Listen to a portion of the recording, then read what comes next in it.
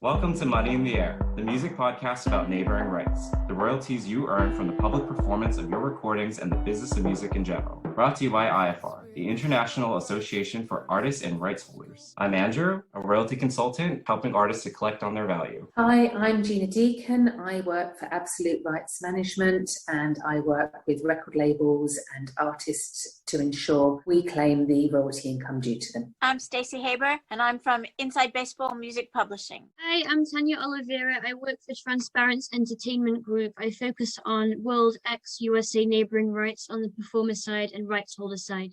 Welcome back to Money in the Air, everybody. Today, we're going to talk about the importance of enriching our metadata when we deliver recordings to the various CMOs all over the world, and what criteria each CMO needs in order to accept a valid registration.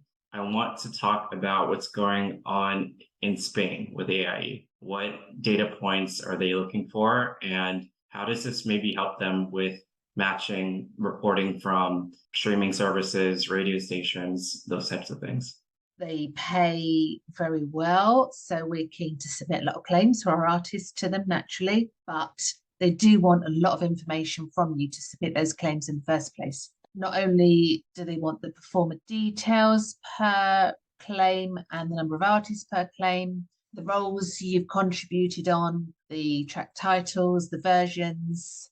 They want also track durations, catalogue numbers. They want the genre, and that's mandatory as well, so that can take time. Yes. It's easy enough if you're a pop singer and you just exclusively, I do pop. And then there's country of recording, of course, there's the label. The label name can't be too long because then they reject it. Year of release or year of recording because they can differ, they're both mandatory. And then the number of featured artists is so important and that takes time. I mean, Discogs is great as a resource for that. Some of it is just self-explanatory, like if it's Ed Sheeran, it's one person.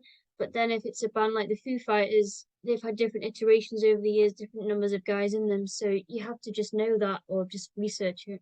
So with the featured artists, do you have to provide the legal names? I mean, you brought up a really interesting point with the Foo Fighters, how different combinations of a band can change over time. You have to know what iteration, what legal names are associated with each recording at that point.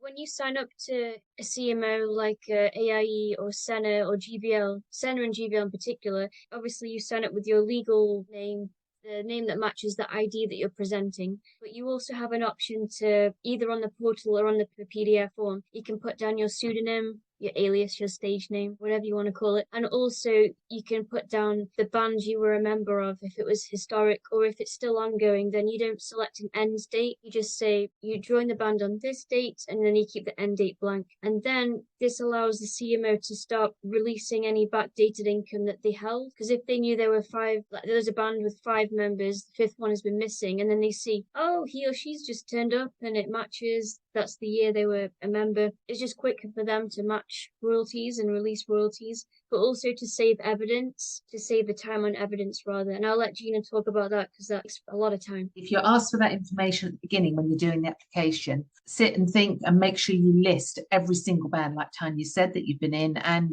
use a pseudonym as well. It may be a little bit of a pain at the beginning to include all that information, but it saves you in the long run, because if the international societies don't have details, they don't know who you are, they're going to reject the claim, and then you have to go in manually, claim by claim by claim, provide the evidence there and then that you are who you say you are. Senna, for example, as well, will link your pseudonym to them, but they want proof from you that you are who you say you are, and you're not just claiming on behalf of the band. That's done particularly well.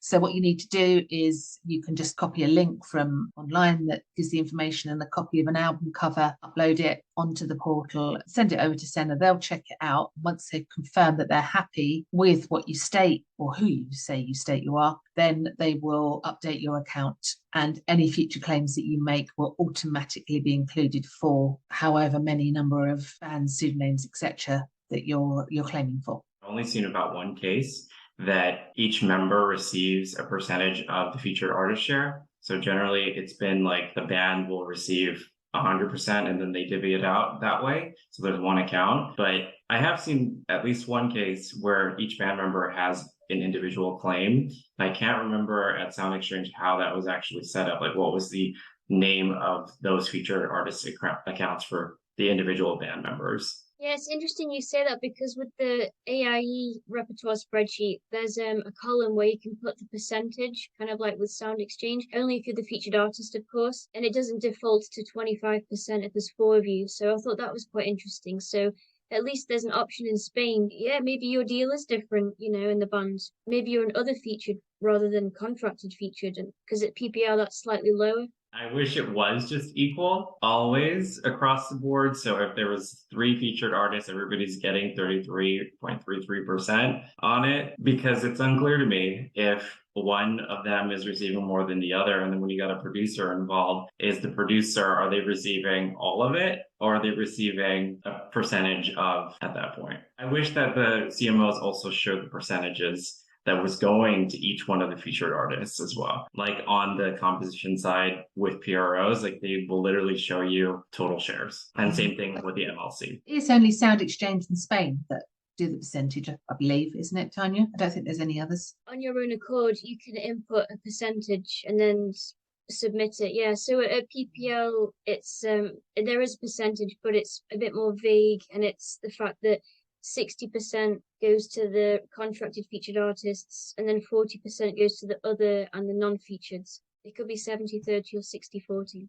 And then it's a count against how many featured artists, how many side artists there are, and then it splits evenly. Yes, exactly. If there are like 7 of you in the band, because some bands there's loads of people, and there's 7 contracted featured artists, and then you hire 5 studio people as session musicians. I mean, it's just kind of the money's just, yeah. In a way, I would kind of prefer that, because then it's very obvious, straightforward. Everybody knows what they're getting into, but yeah, you can't negotiate anything. I like what you mentioned about on the composition side of publishing at PROs. Like, you're right, you log in and you see the splits, as they call it, like, oh, he or she wrote 20%, they wrote 10%, they wrote the remaining 70%.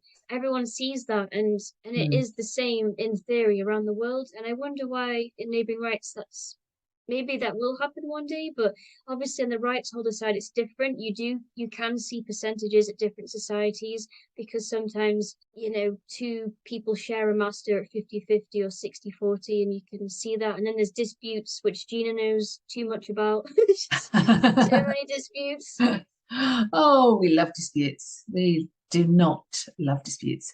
But yeah, every society has their own dispute method, and we cover that in many podcasts, and I'm sure we'll cover them again. But so important, a lot of labels don't like working in them. A lot of labels ignore them, and that's not the way to resolve them, because if you don't get a response, how are you ever going to get clean data, basically? So, don't put it to one side, deal with it. It could work in your favor. There could be a lot of money outstanding against that recording, in which case then stake your claim, state the date that you had the start of that claim from, or the end date, and that will then free it up for somebody else. Check in with your local CMO, whether it's Sound Exchange, whether it's AIE, whether it's PPL, and see what are their data requirements for them to accept your sound recordings. From that point forward, make sure that you have a catalog, a schedule of everything that you've either recorded on or that you own as a copyright owner. Keep durations, keep ISRC codes, UPCs, anything that they require for valid claims. All this stuff is really useful for the CMOs